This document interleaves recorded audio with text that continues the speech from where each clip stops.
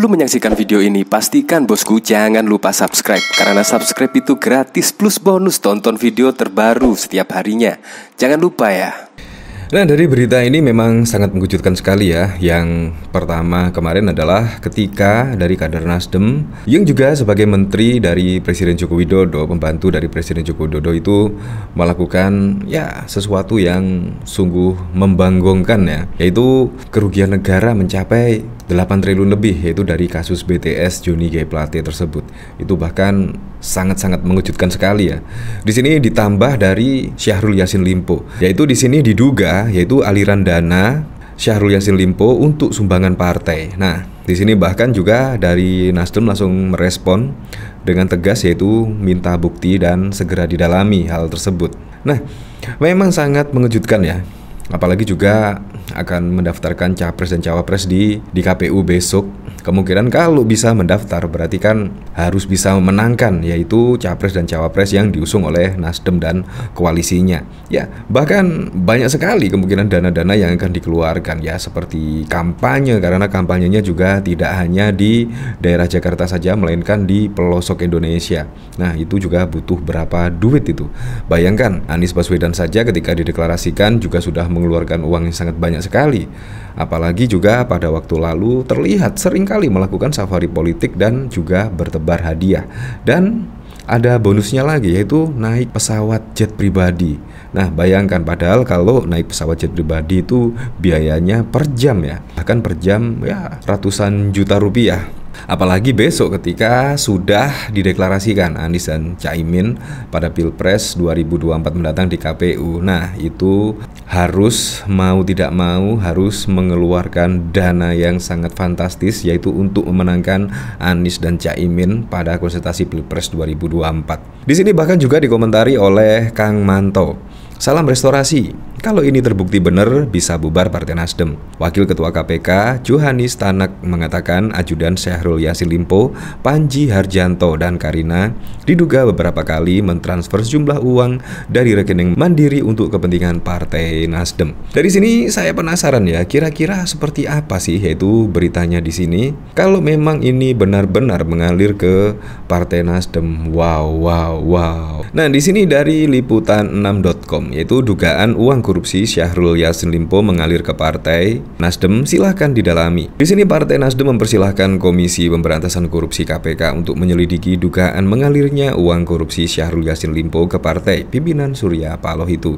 Hal ini menjawab kemungkinan lembaga anti rasuah itu menyelidiki adanya dugaan aliran dana Syahrul Yassin Limpo ke Partai Nasdem. Silakan saja, kata Sekretaris Jenderal Partai Nasdem Hermawi Taslim melalui pesan singkat pada Kamis 12 Oktober 2023. Taslim tidak membantah atau membenarkan bahwa ada aliran uang ke Nasdem.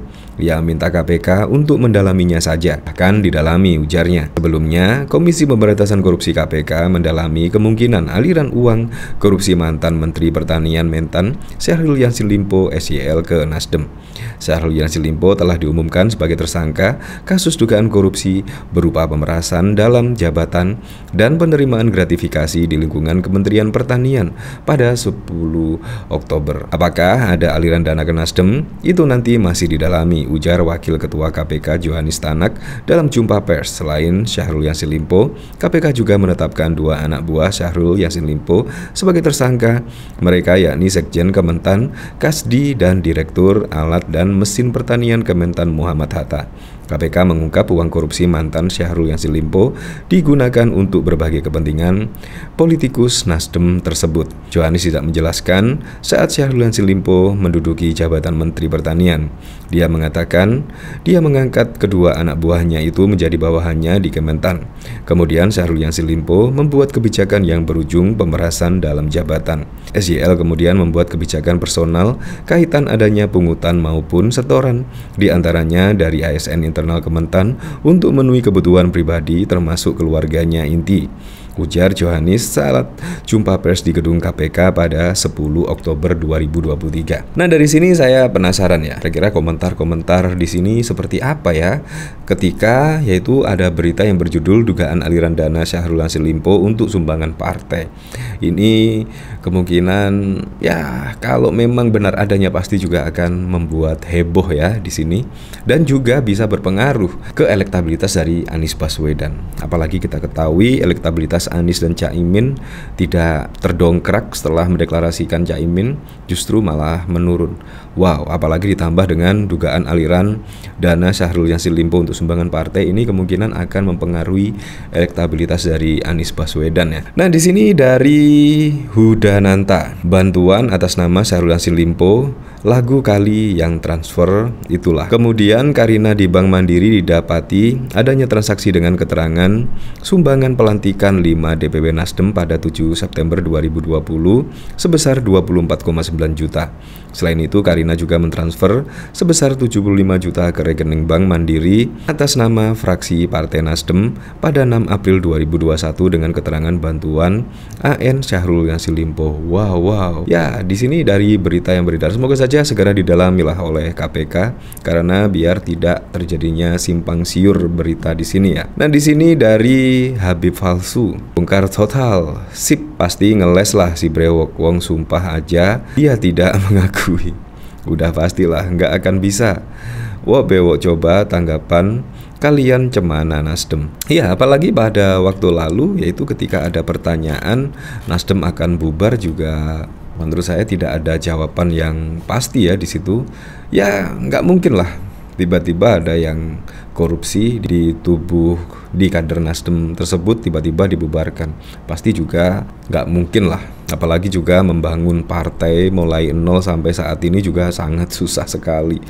Tapi memang ada rekam jejaknya lah perkataan dari Pak Surya Paloh, yaitu ketika ada Nasdem yang korupsi akan dibubarkan lah Nasdem. Dan bahkan pada waktu lalu juga kalau deklarasi Anies Baswedan tidak menambah dukungan atau menambah kursi di DPR, nahkodanya akan out. Alias itu adalah ketua umum dari Pak Surya Paloh akan keluar dan diganti. Nah, itu memang ada pernyataan seperti itu pada waktu lalu dan juga videonya beredar luas. Nah, dari sini saya penasaran juga ya, yaitu ketika Syahrul Yassin Limpo ditetapkan tersangka. Kira-kira berapa sih harta kekayaan dari Syahrul Yassin Limpo?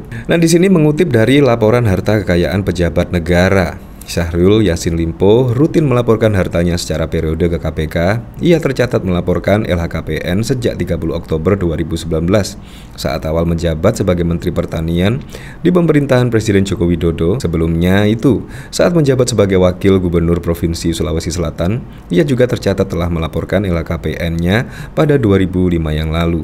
Saat menjadi Gubernur Sulawesi Selatan juga telah melaporkan LHKPN secara periodik sejak 11 Maret 2009. Dalam laporan LHKPN pertamanya yakni pada 15 Desember 2005 ia tercatat memiliki harta kekayaan senilai 3,13 miliar.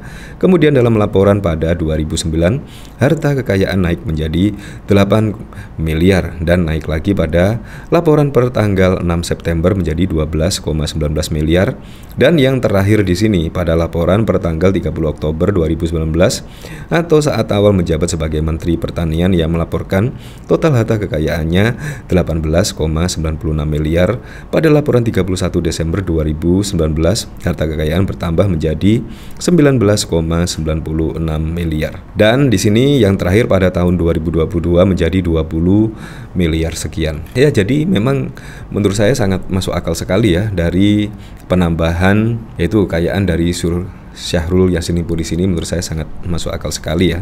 Yang dulunya hanya 3 pada tahun 2005, bayangkan 2005, 20 tahun lagi kekayaannya merambah naik. Ya walaupun itulah pada Pilpres 2024 mendatang semoga saja berjalan dengan aman, berjalan dengan lancar dan yang paling penting adalah berjalan dengan jujur dan juga adil.